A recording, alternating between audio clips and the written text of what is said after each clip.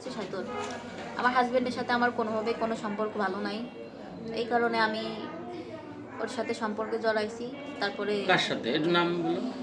নামটা বলা কি খুবই জরুরি? হ্যাঁ, মেহেদির সঙ্গে। মেহেদি না? ওর আব্বার নাম কি? ফরহাদ। ওগের বাড়িও কি সাথর? হ্যাঁ, সাইতুল। আচ্ছা বলো। তারপর ওর সাথে কথা বলতে বলতে একসময় ভালোবাসার দিকে চলে যাওয়ার পরে বাসায় অনেক ওর সাথে আমার হাজবেন্ডের সাথে ভেজাল হওয়ার পরে আমি চলে আসছি সাতর, মানে বাপের বাড়ি আসার পরে ও বলছে যে ওইভাবে থাকলে মানে একটা ঝামেলা হবে, তাই বাসা নিয়ে দেওয়ার কথা। ও বাসা নিয়ে দিয়েছে, কিন্তু ও কখনো বাসায় আসে না। তোমার স্বামীর সাথে প্রবলেমটা কি? বনি বনে হচ্ছে না কেন? বলতে দেন।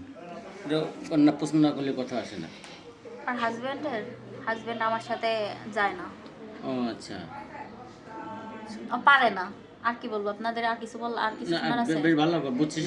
শারীরিকভাবে অক্ষমই তো, হ্যাঁ, ও আমার মানসিক শারীরিক কোনোভাবে শান্তি দেয় না। শান্তি দেয় না, এই জন্য তুমি অন্য পথ বেছে নিয়েছো। হ্যাঁ, আচ্ছা মেহেদি শিখে কি বিয়ে করছো তুমি? না, বিয়ে করিনি। বিয়ে করো না এখন? না। সে কি বিয়ে করবে আশা দিতেছে?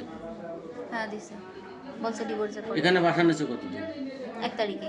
1 তারিখে না? কোন মাসে 1 তারিখে? এই মাসের এই মাসে। জানুয়ারি মাসে। ওই ঘরে কি ছেলে মেয়ে আছে?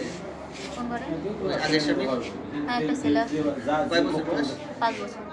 ও, তা এখানে যে আপনি 1 তারিখ থেকে বাসা নিলেন, আপনার ওই স্বামীকে কি ডিভোর্স দিচ্ছেন? না, তাহলে আপনার পূর্বের স্বামী রয়েছে, তার রাখে আচ্ছা, সে বিয়ে করছে নাকি? হ্যাঁ? এত বিয়ে করছে নাকি? উল্টো প্রশ্ন করেন। আচ্ছা মেহেদি, আচ্ছা 1 তারিখে ও বিয়ে করে নাই, বিয়ে ভাই দাঁড়ান, কেবল বাসা নিয়ে তুই 1 তারিখে আপনারা বাসা নেওয়ার পর, ঠিক আছে, মেহেদি আর আপনি বাসা নিয়েছেন, এরপরে কি মেহেদি আসছে? না, মেহেদি আসে না।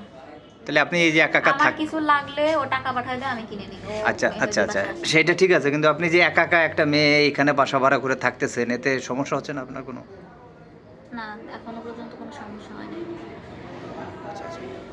তাহলে আপনি কি এই যেভাবে রাখছে মেহেদি এইভাবেই থাকবেন, নাকি আপনি আপনার আগের স্বামীর কাছে ফিরে যাবেন, নাকি নতুন করে বিয়ে করবেন তাকে, না কি করতে যাচ্ছেন আপনি আসলে? ও আমাকে ডিভোর্স দিয়ে দিক, তারপরে আমার জীবন কিভাবে, আমার লাইফে কিভাবে কি করতে হবে সেটা আমি ভালো বুঝবানি।